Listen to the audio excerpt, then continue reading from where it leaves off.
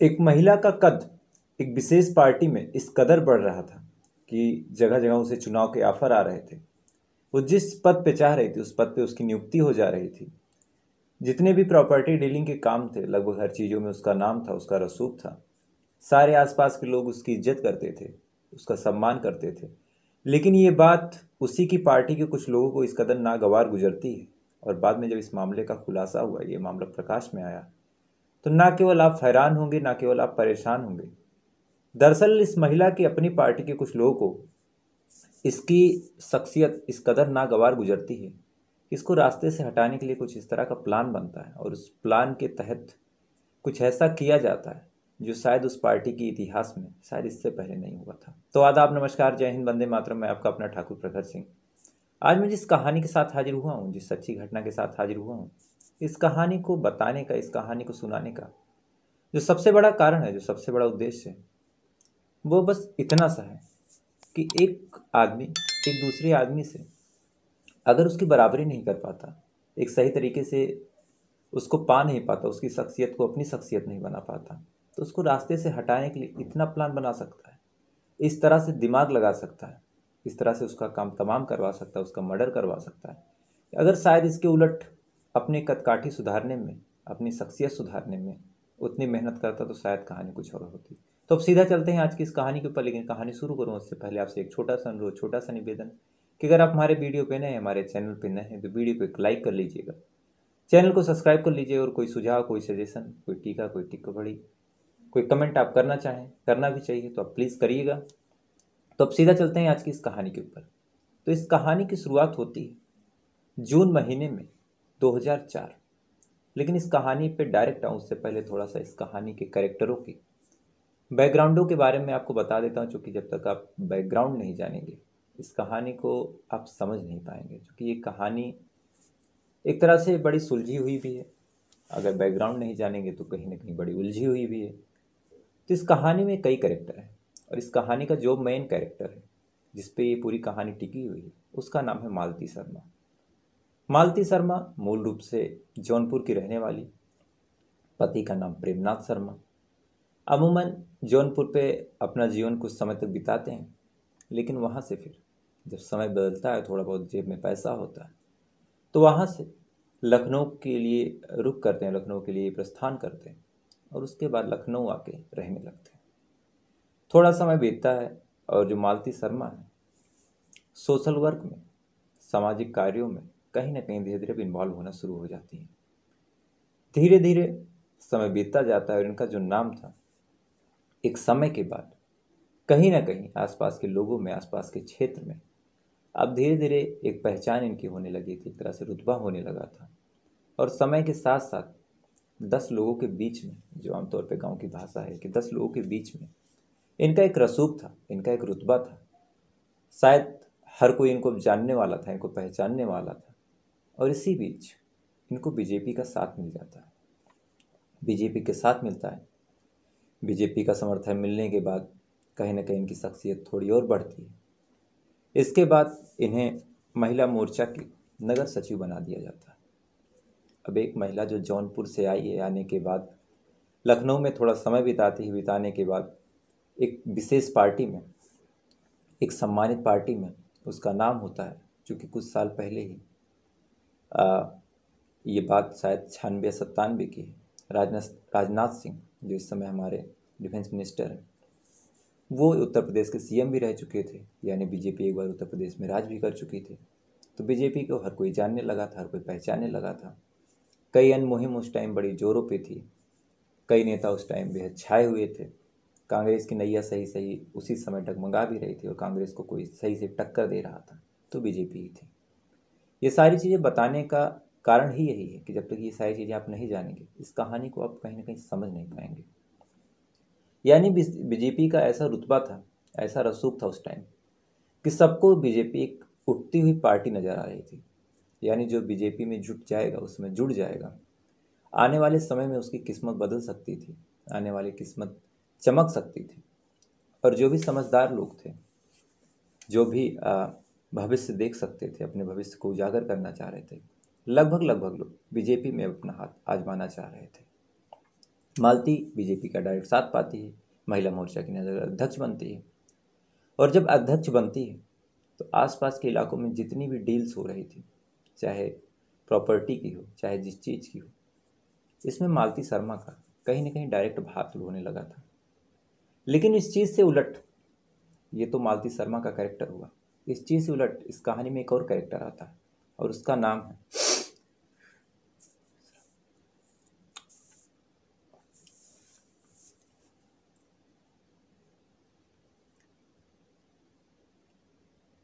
लेकिन इस चीज़ के उलट उन्हीं की पार्टी में एक और महिला थी जिसका नाम था अलका मिश्रा। अलका मिश्रा एक डीआईजी की पत्नी थी, यानी अलका मिश्रा का रसूख, अलका मिश्रा का रुतबा बहुत ज़्यादा आपको बताने की जरूरत नहीं है। आप उसके पति के कदकाठी से ही अंदाज़ा लगा सकते हैं कि उस समय अलका मिश्रा का क्या रसूख रहा होगा। अलका मिश्रा एक डीआईजी की पत्नी थी, पार्टी में ठीक ठाक रुतबा रखती थी, ठीक ठाक हैसियत रखती थी। लेकिन जब मालती शर्मा की एंट्री होती है तो शुरुआत में तो ये दोनों बड़ा फ्रेंडली रहते हैं, इन दोनों में बड़ा दोस्ताना रहता है। लेकिन जैसे जैसे समय बीतता जा रहा था, अलका मिश्रा की जो कदकाठी थी वो तो पार्टी में वही रह गई, लेकिन जो मालती शर्मा की कद्दावर शख्सियत थी वो कहीं ना कहीं पार्टी में समय के साथ साथ बढ़ रही थी। अब एक महिला जो एक दूसरी जगह से आती है, इनके बाद पार्टी ज्वाइन करती है और इनसे ऊंची पोस्ट पे जाने लगती है, इनसे ऊंचा नाम रखने लगती है, इनसे ऊंचा रुतबा रखने लगती है, तो ये बात कहीं ना कहीं अलका मिश्रा को खटकने लगती है। धीरे धीरे समय बीतता जाता है, दोनों में दोस्ती भी कम होने लगती है और एक समय के बाद दोनों की जो दोस्ती है कहीं ना कहीं दुश्मनी में बदल जाती है। जहाँ मालती शर्मा जाती वहाँ अलका मिश्रा नहीं जाती, जहाँ अलका मिश्रा जाती वहाँ मालती शर्मा नहीं जाती। लेकिन चूंकि पार्टी एक थी, काम एक था, शायद दोनों सेम पोस्ट चाह रहे थे, पार्षदी का चुनाव लड़ना चाह रहे थे। मालती शर्मा इधर जोड़ तोड़ से तैयारी कर रही थी, शायद टिकट भी मालती शर्मा को ही मिलता और ये बात अलका मिश्रा को नागवार गुजर रही थी। कई डील्स में जिसमें अलका मिश्रा का हाथ था उसमें मालती शर्मा का भी नाम आता, किसी में मालती शर्मा का नाम था तो उसमें अलका मिश्रा का हाथ आता। और दोनों दुश्मन भी, काम भी एक जगह करना है, एक साथ रहना भी है, एक ही पार्टी के लिए काम करना है, एक दूसरे की बुराई भी नहीं कर सकते, राजनीतिक कैरियर पे एक दूसरे पे उंगली भी नहीं उठा सकते थे। तो इस वजह से अब ये दोनों न एक दूसरे से खुल के दुश्मनी कर सकते थे और दोस्ती होने का कोई चांस नहीं था, क्योंकि मन में एक दूसरे के प्रति इतनी खुन्नस भरी थी। अब ये बात जब कुछ अफसरों के पास जाती है, खासकर उस पार्टी के कुछ जो लोग थे और कुछ खास पुलिस अफसर जो अच्छे अच्छे पदों पे तैनात थे, चाहे वो पीके मिश्रा के साथ के कुछ लोग हों चाहे कोई और हो, जब ये बात उन सबके कानों में जाती है तो सारे लोग के दिमाग में बस एक चीज़ आती है कि कैसे भी करके इन दोनों का सुलह हो जाए, इन दोनों का समझौता हो जाए। तो कि जो दोनों लोग हैं, जो दोनों महिलाएं हैं, एक ही पार्टी पे हैं, अच्छे खासे रसूखदार घराने से हैं, पार्टी में भी अच्छा खासा रसूख है और इन दोनों की वजह से पार्टी को भी नुकसान हो रहा था, आसपास के लोगों को भी नुकसान हो रहा था। और पार्टी की जो आला दर्जे के अफसर थे, जो नेता थे, पॉलिटिशियन थे, उनको भी अब सिलेक्शन करना पड़ रहा था कि किसको बुलाएं किसको ना बुलाएं। कई बार दोनों में सुलह कराई गई, कई बार समझौता कराया गया, लेकिन अलका मिश्रा को इस बात की खुन्नस थी कि मालती की शख्सियत इस कदर बढ़ती कैसे जा रही है। कई बार समझौता होने के बावजूद भी जब दोनों में बात नहीं बढ़ी तो दोनों के क्षेत्र को धीरे धीरे डिवाइड कर दिया गया। अलका मिश्रा जो थी उसे अवध क्षेत्र का भाजपा का उपाध्यक्ष बना दिया गया और जो मालती शर्मा थी उसे महिला मोर्चा का नगर सचिव बना दिया गया। लोगों को लगा कि अब शायद राइवलरी थोड़ी सी कम हो जाए, दुश्मनी थोड़ी सी कम हो जाए, लेकिन जैसे जैसे समय बीतता जा रहा था दोनों की दुश्मनी कहीं ना कहीं बढ़ती जा रही थी। और इसी बीच 7 जून 2004 इसी तारीख को मालती शर्मा एक गनर के साथ जो सरकार से उनको मिला हुआ था, राजकुमार के साथ एक डॉक्टर धवन थे, उनकी क्लिनिक पे दवा लेने के लिए निकलती है। अब इस मामले में भी दो पहलू हैं, दो चीज़ें सामने आती हैं। कई लोगों का मानना है, जो खासकर जो बात प्रकाश में है, कि मालती शर्मा डॉक्टर धवन के क्लिनिक पे गई थी, लेकिन कई जगहों पे इस बात का जिक्र है एक पीएससी अफसर के पास गई थी, इन दोनों की सुलह समझौता होना था, ये सारी चीज़ें होनी थी, लेकिन इस बात का ज़्यादा प्रमाण मिला नहीं। 7 जून 2004 को ये निकलती हैं, 7-8 बजे का वक्त था। अमूमन हर बार ये अपनी कार से जाती थी, लेकिन इस बार क्योंकि गर्मी का मौसम था तो जो गनर था उसने कहा कि मैं बाइक से लेके चलता हूँ, थोड़ी दूर पे जाना है, इसी बहाने थोड़ी ताज़ी हवा भी हम लोग खा लेंगे। बात मालती शर्मा मान जाती हैं। जाती हैं, जाने के बाद जो पति थे उनके प्रेमनाथ शर्मा उनसे कहती हैं कि 1 घंटे में दवा लेके आ जाऊंगी।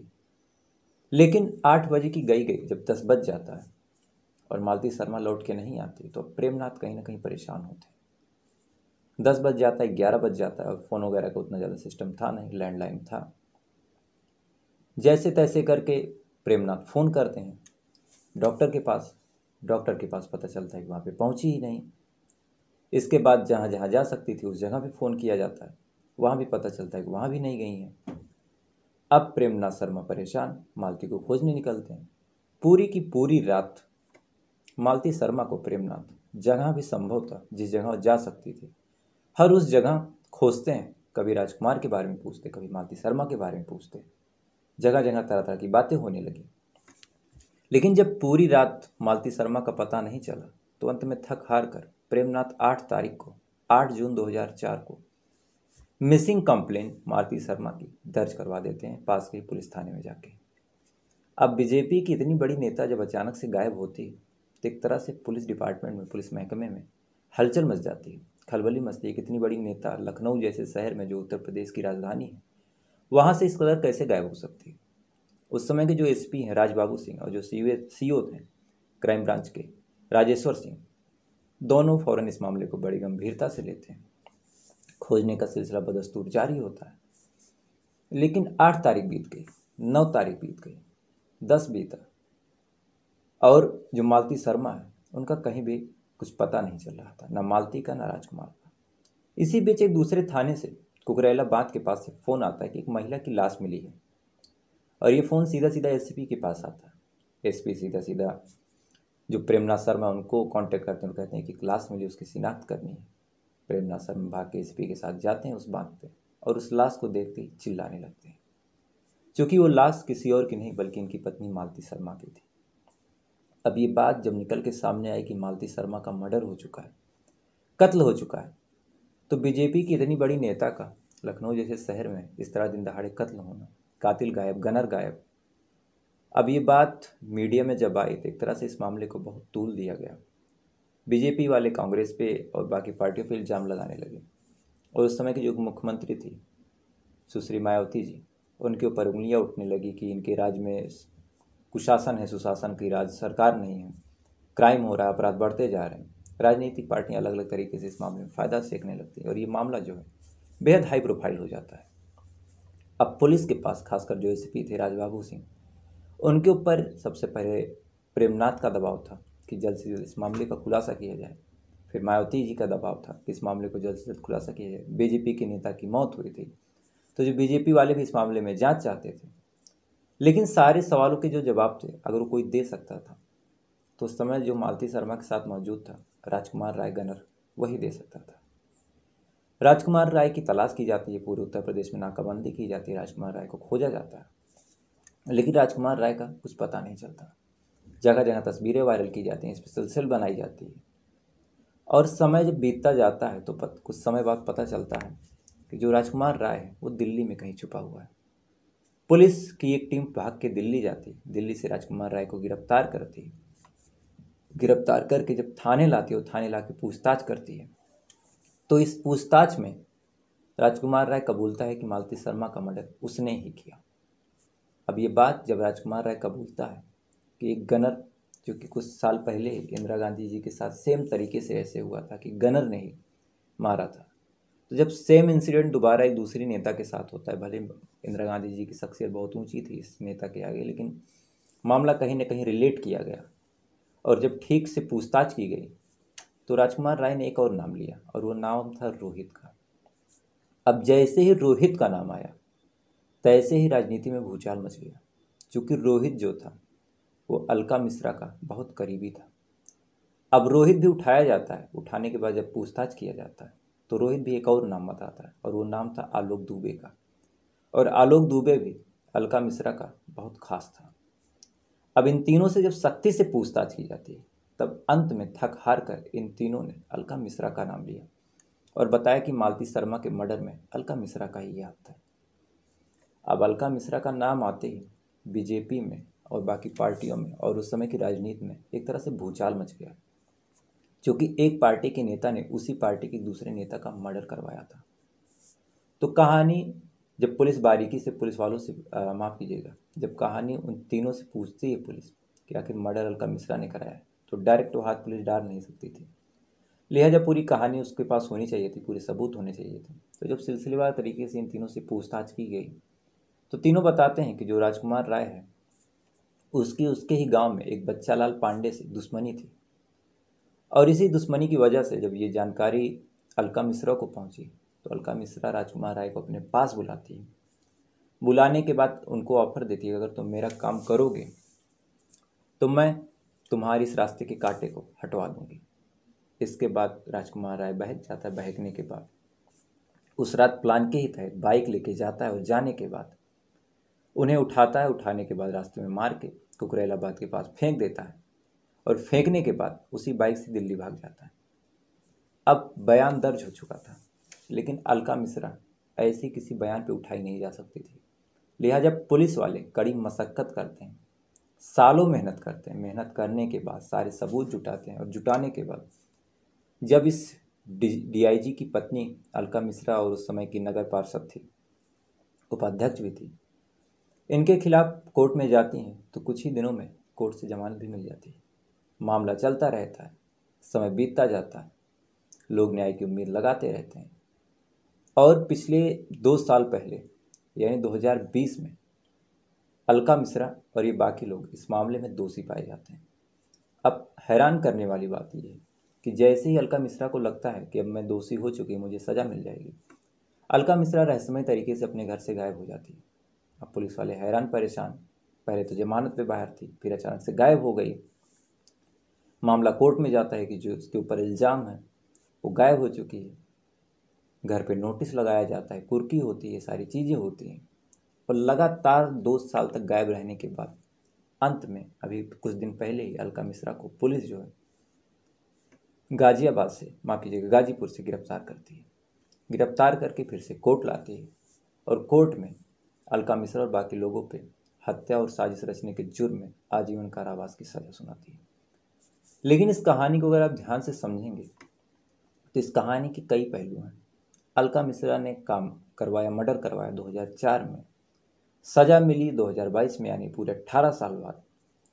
18 साल तक वो मौज करते रही, 2 साल वो गायब रही, पार्टी में अपना कद बढ़ाती रही, और शायद आने वाले समय में अगर ये लोअर कोर्ट का फैसला या फिर हाई कोर्ट का फैसला तो ये सुप्रीम कोर्ट जाएंगे, और अगर वहाँ से जमानत मिलती है और मामला अंडर ट्रायल जाता है तो शायद अलका मिश्रा की पूरी ज़िंदगी बीत जाएगी।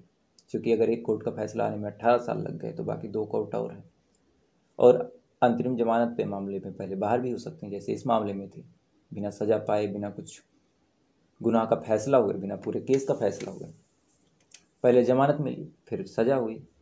तो फिलहाल ये थी पूरी कहानी कि कैसे एक नेता ने दूसरे नेता की शख्सियत से जल के इस प्लान के साथ मर्डर करवाया। अगर रोहित और राजकुमार अपना मुंह ना खोलते तो शायद अलका का नाम भी नहीं आता। तो ये थी पूरी कहानी। उम्मीद है कहानी आपको पसंद आई होगी। और कल कुछ लोगों के सवाल थे कि मैंने वीडियो डिलीट करके रीअपलोड क्यों किया, तो सीधा सीधा कारण यही था कि वीडियो किसी गलत कैटेगरी में चली गई थी। पता नहीं कौन से लोग उसको देख रहे थे, पता नहीं क्या कमेंट कर रहे थे, मुझे कुछ समझ नहीं आया। फिर मैंने चेक किया तो कैटेगरी गलत हो चुकी थी। तो वही चीज़ सुधारने के लिए फिर मैंने डिलीट किया और डिलीट करके रीअपलोड किया। तो फिलहाल ये थी पूरी कहानी। अगर कहानी आपको पसंद आई हो तो वीडियो को एक लाइक कर लीजिएगा, चैनल को सब्सक्राइब कर लीजिएगा। तो अब आपसे कल फिर मुलाकात होगी किसी नई कहानी के साथ। तब तक अच्छे रहिए, खुश रहिए। जय हिंद, वंदे मातरम।